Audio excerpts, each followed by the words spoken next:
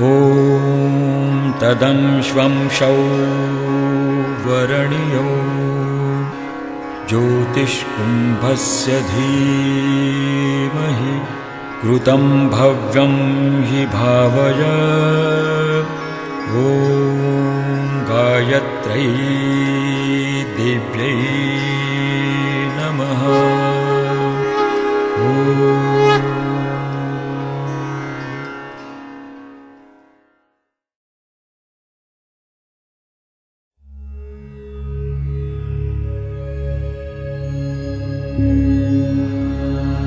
बुद्धं शरणं गच्छामि, धम्मं शरणं गच्छामि, संघं शरणं गच्छामि।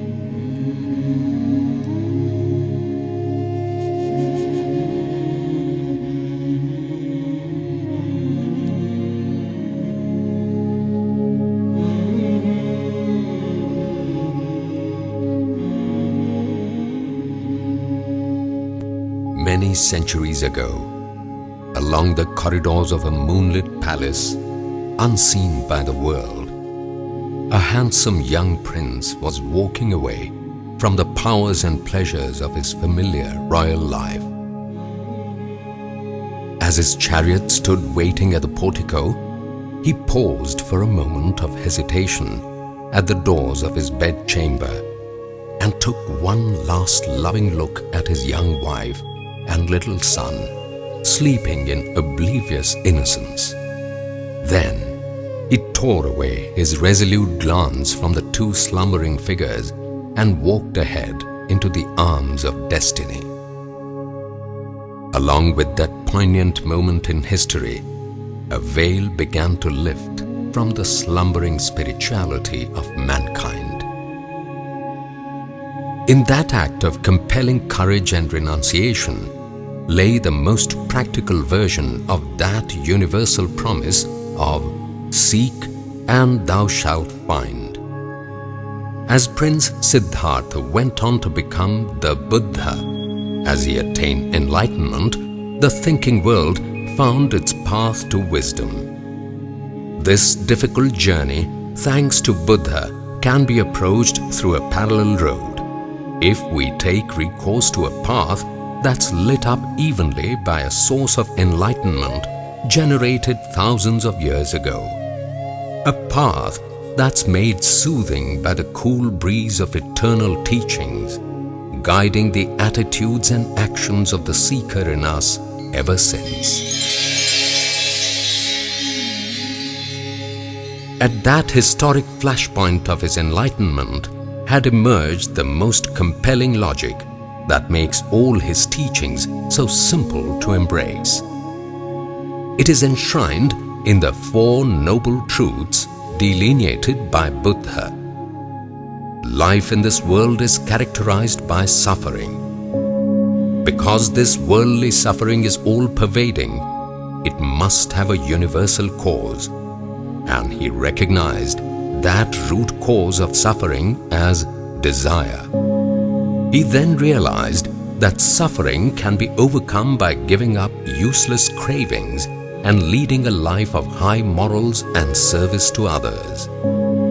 He then showed us the 8 pursuits to enlightenment, the 8-fold path, the right understanding, right motives, right speech, right action, right means of livelihood, right effort, right intellectual activity, and right contemplation.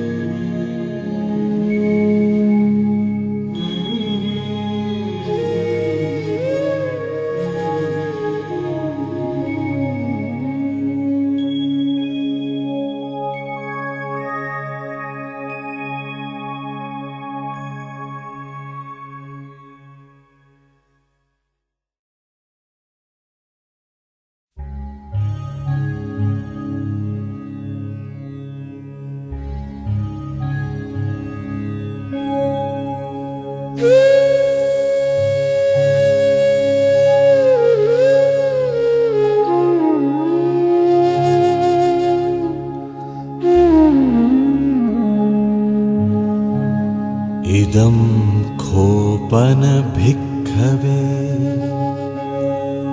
दुःखं मरिय सच्चं जातिपि दुःखा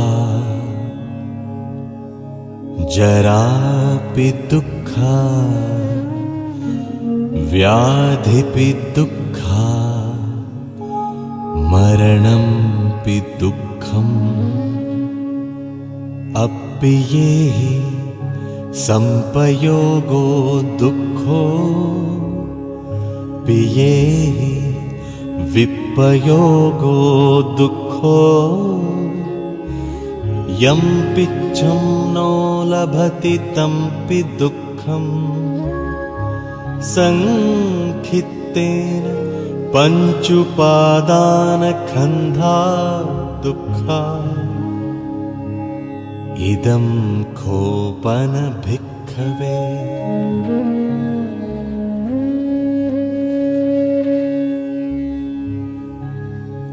इदं खोपन भिक्खवे दुःखसमुदयं यम् अरिय सच्चं यायं तण्हा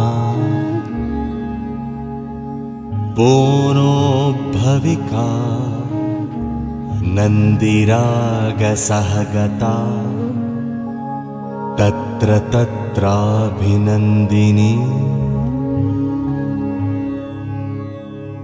सेयत्थीदं कामतण्हा भवतण्हा विभवतण्हा इदं खोपन भिक्खवे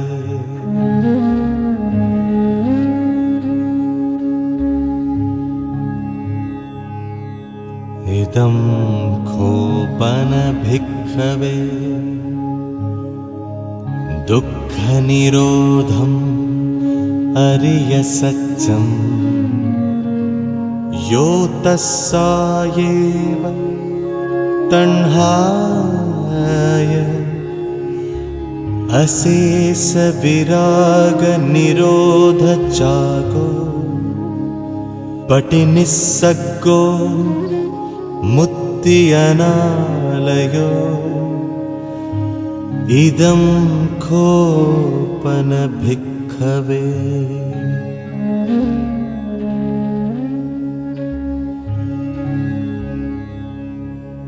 इदं खोपन भिक्खवे दुःखनिरोधगामिनी पटिपदा अरिय सच्चम् अयमेव अरियो अट्ठङ्गिको मग्गो सेयत्थिदम् सम्मादिट्ठि सम्मासङ्कप्पो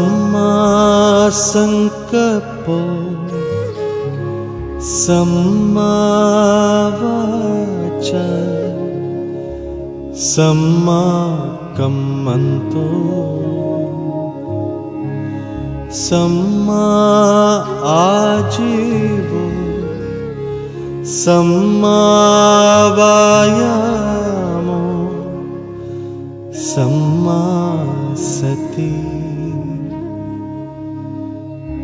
सम्मा समाधि।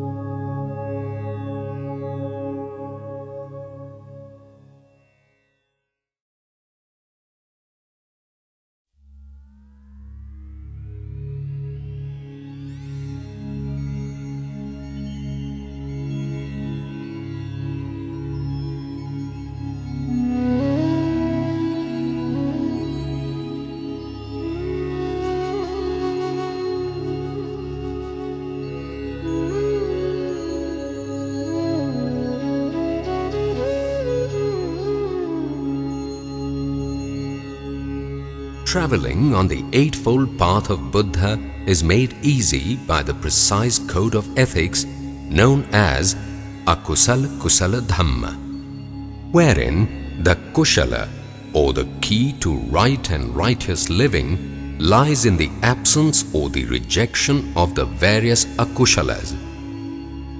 Buddha has identified them as Lobha or greed, Dvesh or hatred, Moha or delusion. From these three cardinal evil tendencies spring the other akushalas.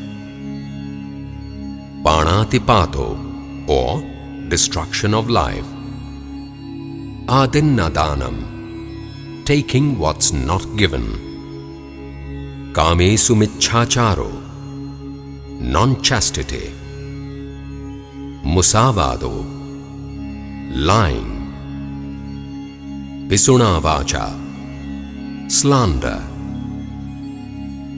Parusavacha, harsh speech, Sampappalapo, frivolous talk, Abhijja, covetousness, Vyapado, or ill will, and Michchaditti, or delusion.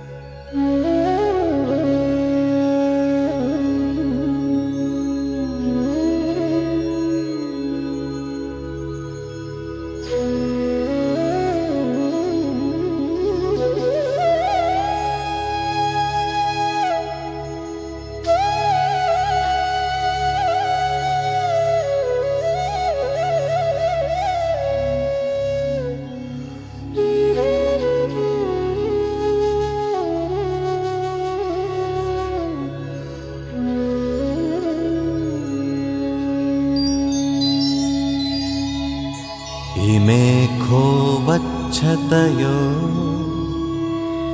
धम्मा अकुशला तयो धम्मा कुशला।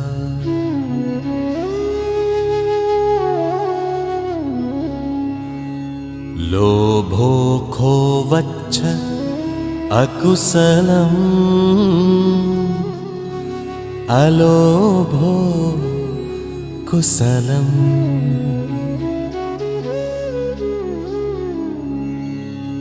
दोषोऽखो वच्छ अकुशलम् अदोषो कुशलम्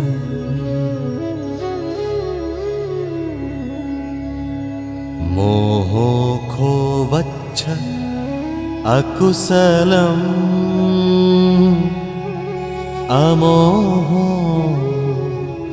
कुशलम्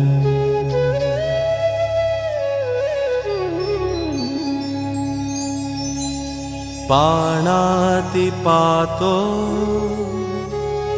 खो वच्छ अकुशलम्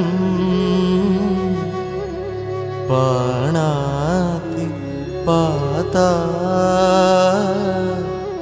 वेरमणि कुशलम्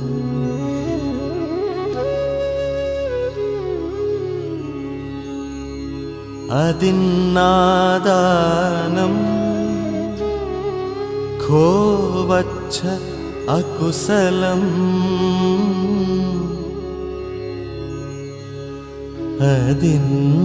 अदिन्नादाना वेरमणि कुशलम्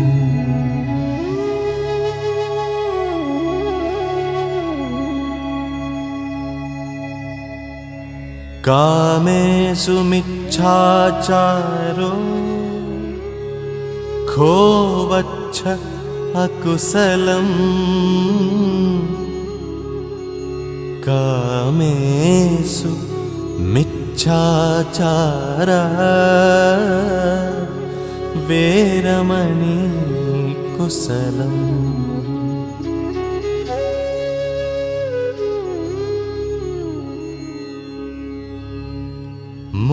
मुसावादो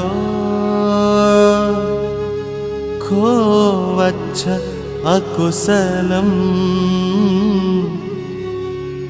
मुसावादा वेरमणि कुशलम्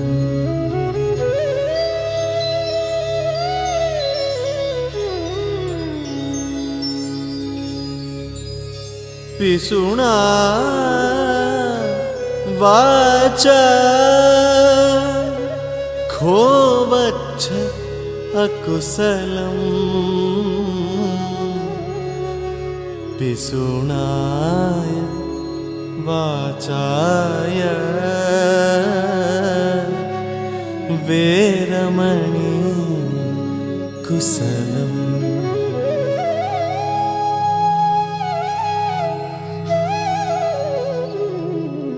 भरोसा वाचा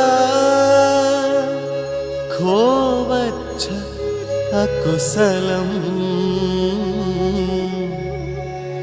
भरोसाय वाचाय वेरमणि कुशलम्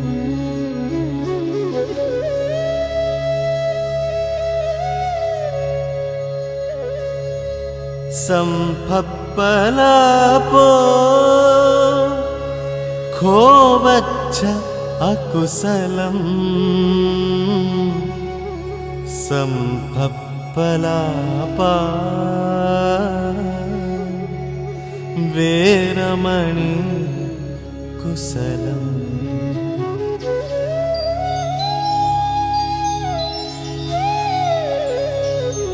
अभिच्छा खो वच्छ अकुशलम् अनभिच्छा कुशलम्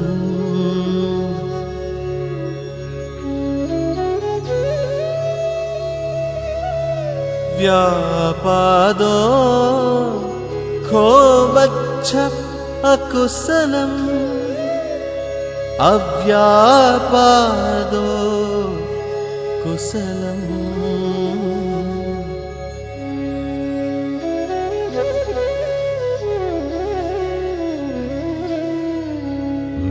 मिच्छादिट्ठि को वच्छ अकुशलम् सम्मादिट्ठि कुशलम्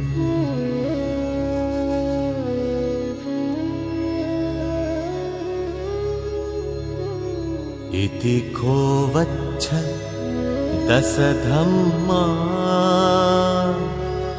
अकुशला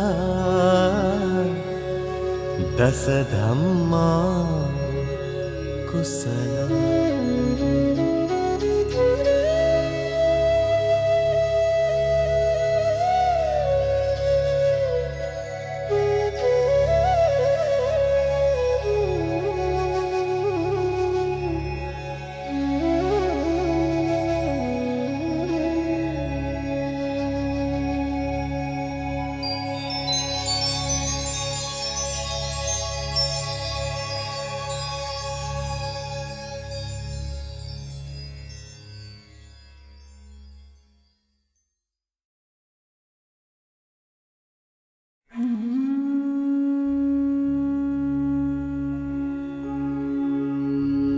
बुद्धं शरणं गच्छामि बुद्धं शरणं गच्छामि धम्मं शरणं गच्छामि धम्मं शरणं गच्छामि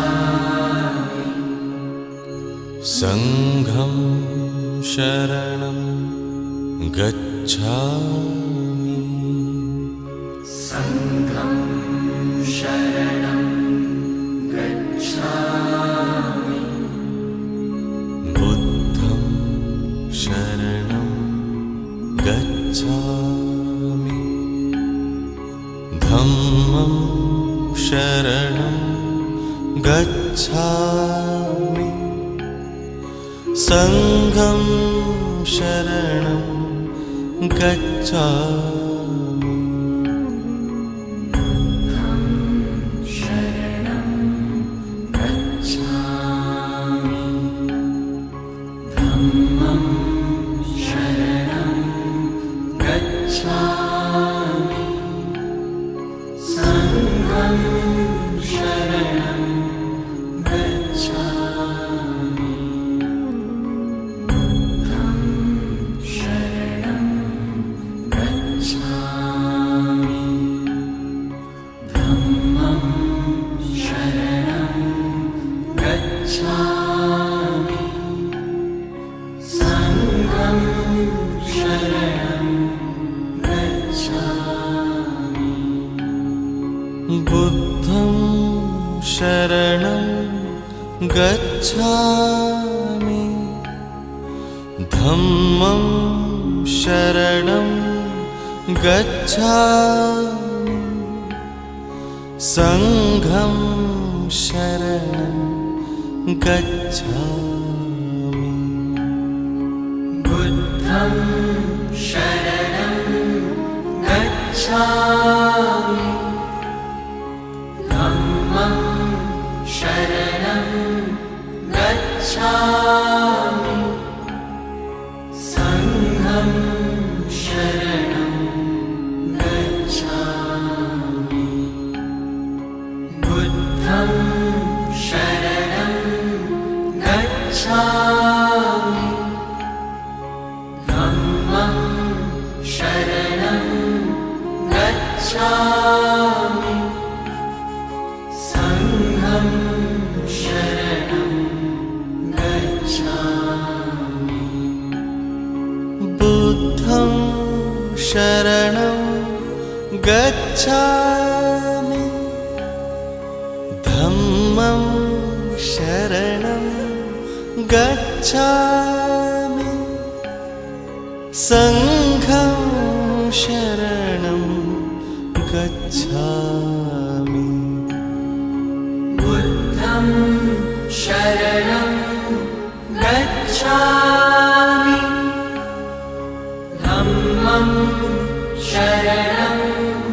गच्छामि गच्छामि संघं शरणं गच्छामि बुद्धं शरणं गच्छामि धम्मं शरणं गच्छामि संघं शरणं गच्छामि बुद्धं शरणं गच्छामि धम्मं शरणं गच्छामि संघं शरणं गच्छामि बुद्धं शरणं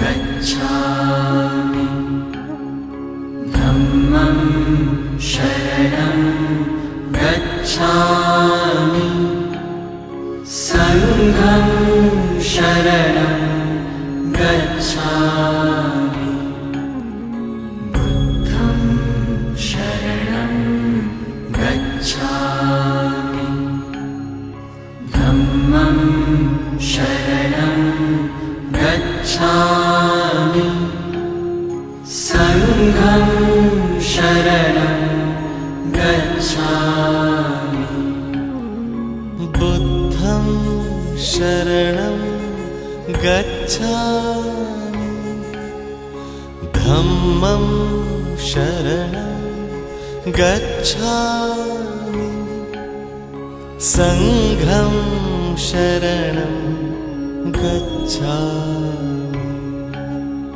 बुद्धं शरणं गच्छामि धम्मं शरणं गच्छामि संघं शरणं गच्छामि बुद्धं शरणं गच्छामि धम्मं शरणं गच्छामि संघं शरणं गच्छामि बुद्धं शरणं गच्छामि धम्मं शरणं गच्छामि संघं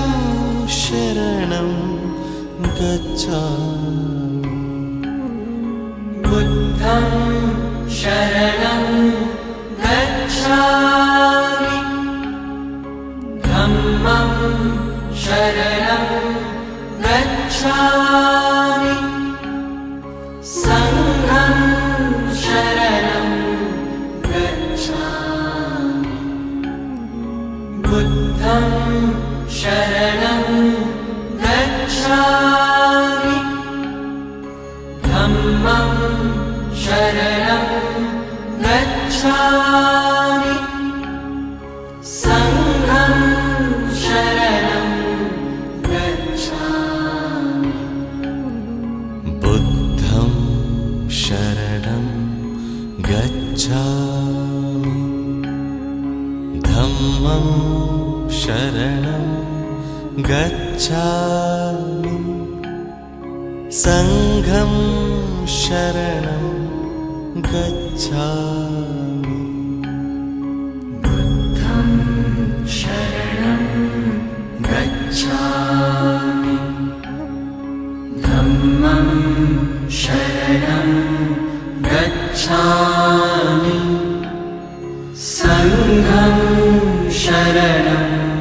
गच्छामि। 」 « गच्छामि 」 « गच्छामि 」 « गच्छामि 」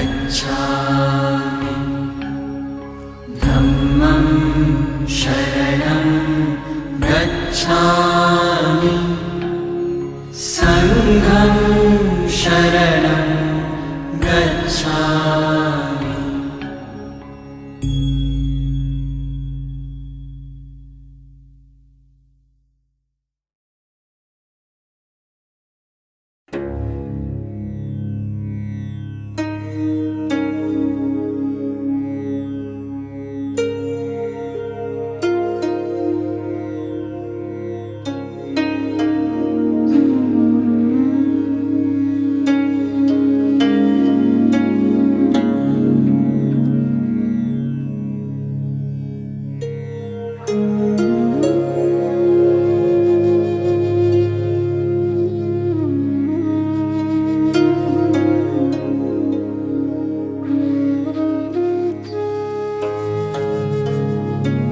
From the fundamental instructions for ideal living, the path of the Buddha leads us to the boulevards of light and joy.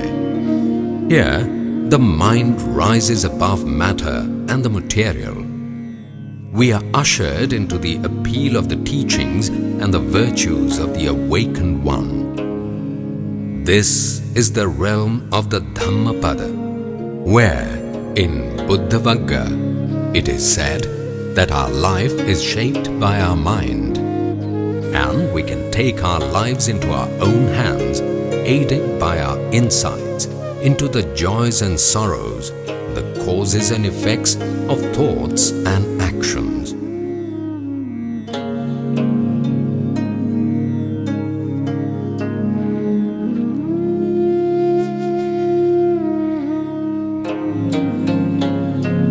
यस्सजितं नावजीयते जितमस्य नो याति कोचि लोके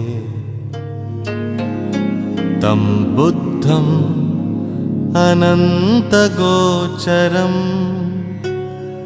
अपदं केन पदेन निस्सथ. He is the conqueror who can never be conquered, into whose conquest no other can ever enter. By what track can you reach him, the Buddha, the awakened one, free of all conditioning?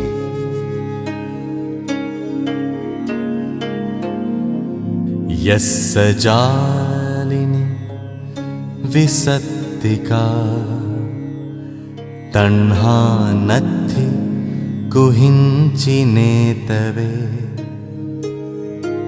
तं बुद्धं अनन्तगोचरम् अपदं केन पदेन निस्सथ. How can you describe him in human language?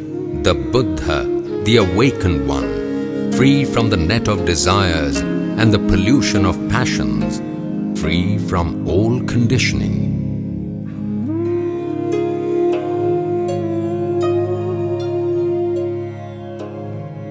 ये जानपसुता धीरा निक्खम्मुपसमे रता देवापि तेषां विहयन्ति सम्बुद्धानं सति मतम्. Even the gods emulate those who are awakened.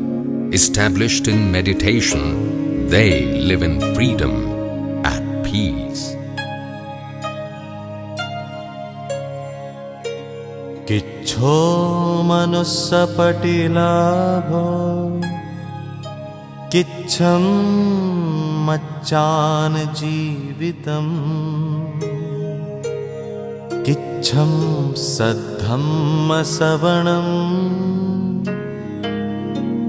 किच्छो बुद्धानमुपादो. It is hard to obtain human birth, harder to live like a human being, harder still to understand the Dharma, but hardest of all to attain Nirvana.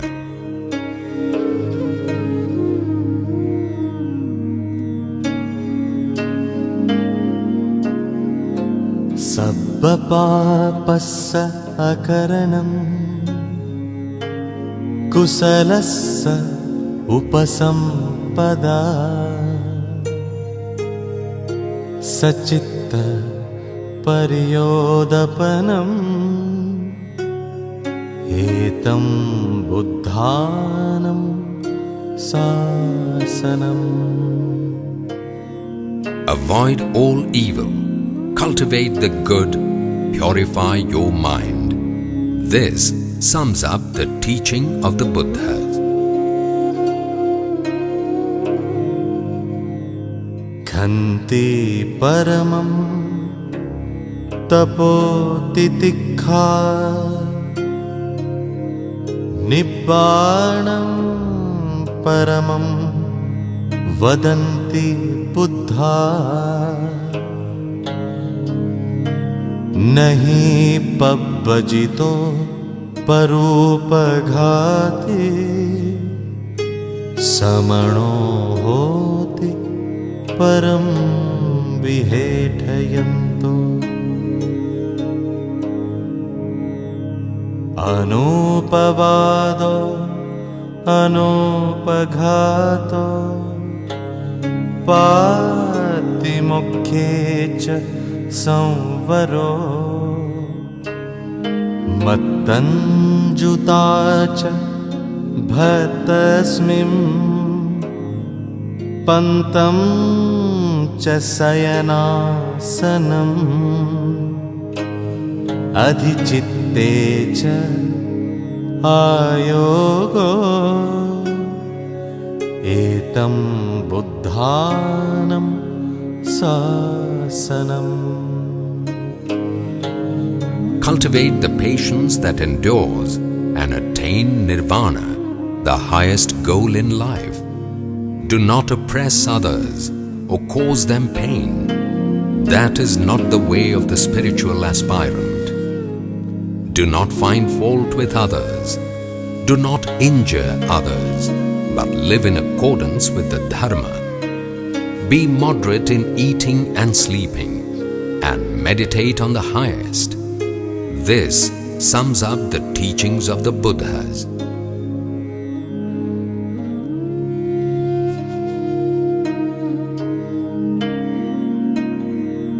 न कहापणवस्येन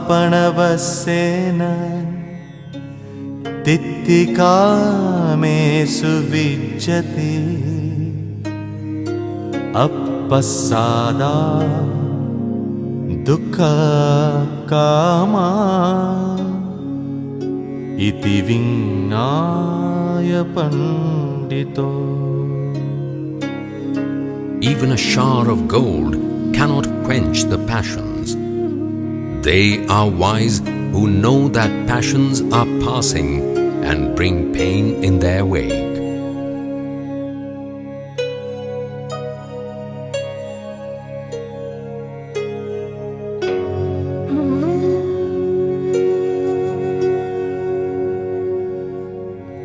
अपि दिव्येषु कामेषु रतिंसो नाधिगच्छति तण्हःखयरतो होति सम्मा सम्बुद्धसावको. Even celestial pleasures cannot quench the passions. They are true followers of the Buddha who rejoice in the conquest of desires.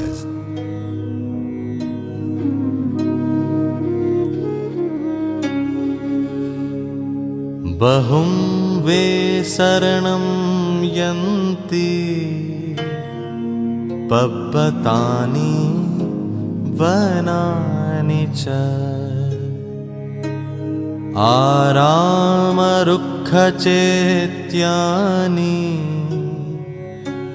मनुष्या भयतज्जिता. नेतं खो शरणं खेमं नेतं शरणमुत्तमम् नेतं शरणमागम्य सब्बदुःखापमुच्यते.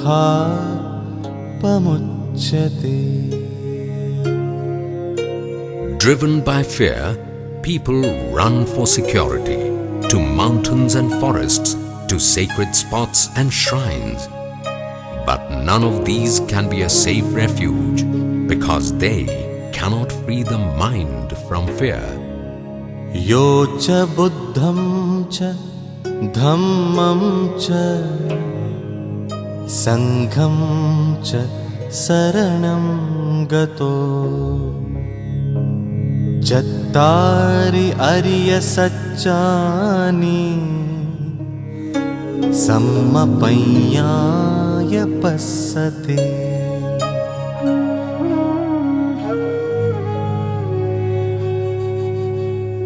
दुःखं दुःख समुत्पादम् दुःखस्य च अतिक्कमम्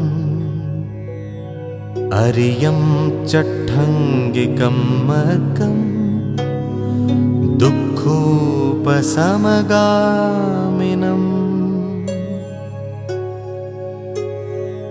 एतं को शरणं क्षेमम् एतं शरणमुत्तमम् एतं शरणमागम्य सर्वदुःखापमुच्यते।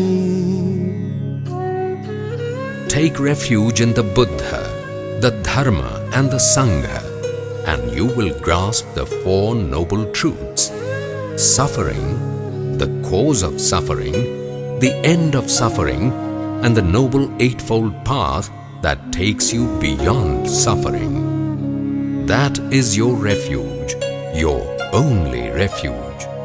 When you reach it, all sorrow falls away.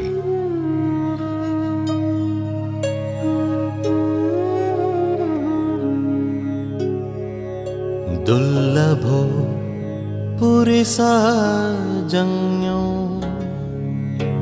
न सो सब्बत्थ जायते। यत्थ सो जायते धीरो तं कुलं सुखमेधते। One like the Buddha is hard to find. Such a one is not born everywhere. Where those established in such wisdom are born, the community flourishes. सुखो बुद्धानामुपादो सुखा सद्धम्मदेशना सुखा संघस्य सामकी सम्मग्गानं तपो सुखो।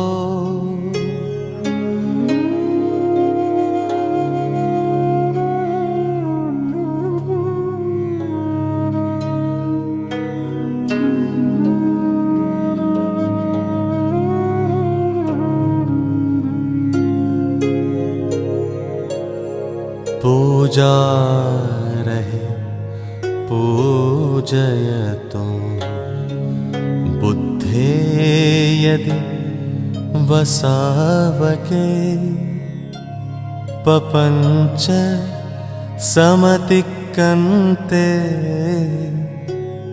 तिन्न शोक परिहवे। तेतादिसे पूजयतो निब्बुते अकुतो भये न सक्का पुण्यं संखातुम् इमेत्तमपि केनचित्। Blessed is the birth of the Buddha. Blessed is the teaching of the Dharma. Blessed is the Sangha, where all live in harmony. Blessed beyond measure are they who pay homage to those worthy of homage, to the Buddha and his disciples who have gone beyond evil, shed all fear, and crossed the river of sorrow to the other shore.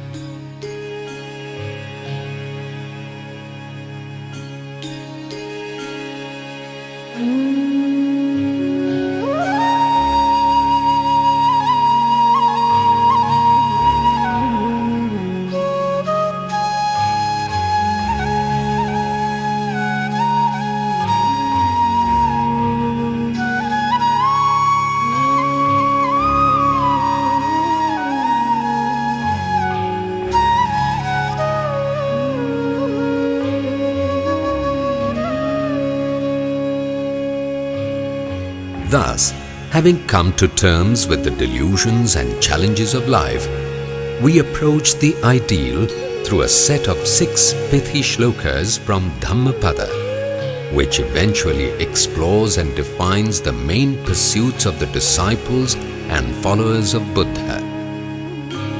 Keep your focus on Buddha.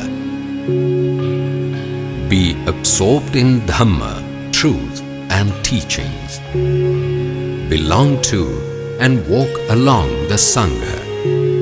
Stay focused on sense training. Rejoice in compassion. And finally, exult in meditation. Trust in the promise that Buddha's teachings can make man realize his potential, even make him a Buddha.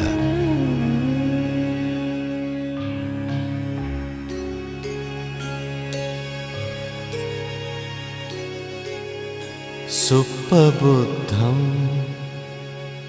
पबुद्धन्ति सदा गौतम सावका ये दिवाच रतो च नित्यं बुद्धगता सति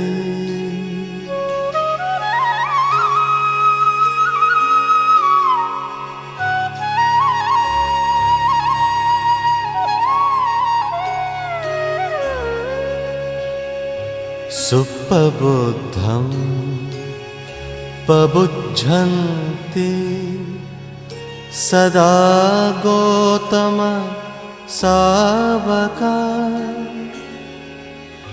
ये दिवाच रतो च नित्यं धम्मगता सति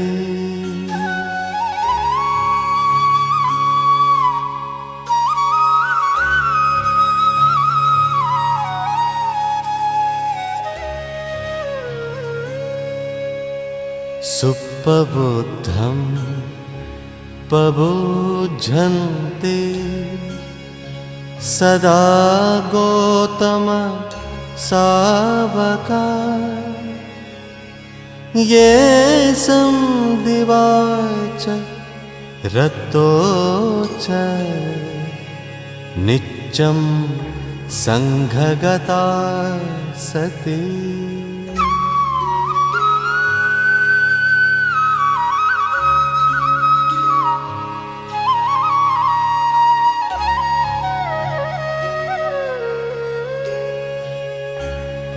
सुप्पबुद्धं पबुद्धन्ति सदा गौतम सावका ये दिवाच रतो च नित्यं कायगता सति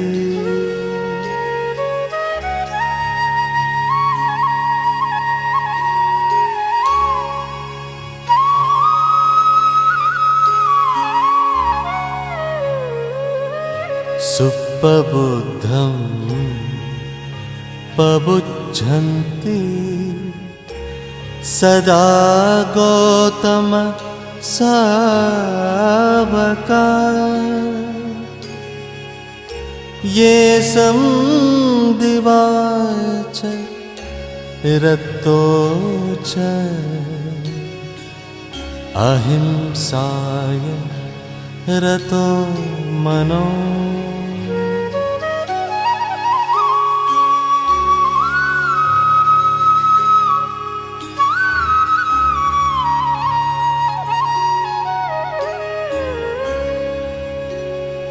सुप्पबुद्धं पबुद्धन्ति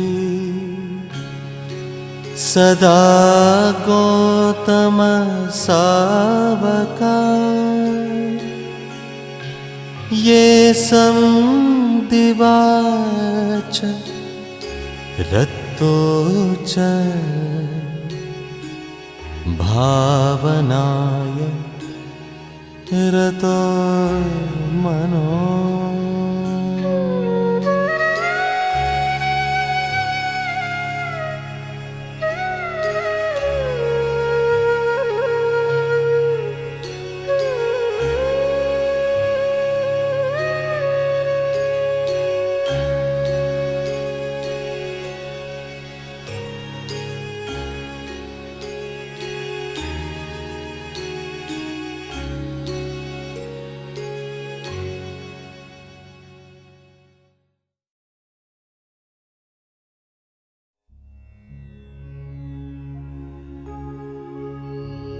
बुद्धं शरणं गच्छामि।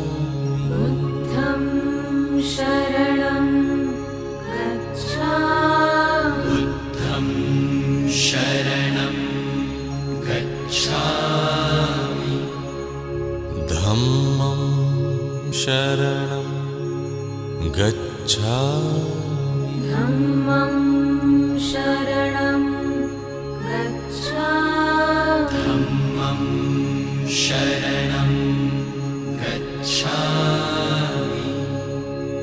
संघं शरणं गच्छामि। संघं शरणं गच्छामि। संघं शरणं गच्छामि। बुद्धं शरणं गच्छामि। धम्मं शरणं गच्छामि। संघं शरणं गच्छामि। बुद्धं शरणं गच्छामि। धम्मं शरणं गच्छामि। संघं शरणं गच्छामि। बुद्धं शरणं गच्छामि। धम्मं शरणं गच्छामि। संघं शरणं गच्छामि। बुद्धं शरणं गच्छामि। धम्मं शरणं गच्छामि। संघं शरणं गच्छामि। बुद्धं शरणं गच्छामि। धम्मं शरणं गच्छामि। संघं शरणं गच्छामि। बुद्धं शरणं गच्छामि। धम्मं शरणं गच्छामि। संघं शरणं गच्छामि। बुद्धं शरणं गच्छामि। धम्मं शरणं गच्छामि। संघं शरणं गच्छामि। बुद्धं शरणं गच्छामि। धम्मं शरणं गच्छामि। संघं शरणं गच्छामि। बुद्धं शरणं गच्छामि। धम्मं शरणं गच्छामि। संघं शरणं गच्छामि।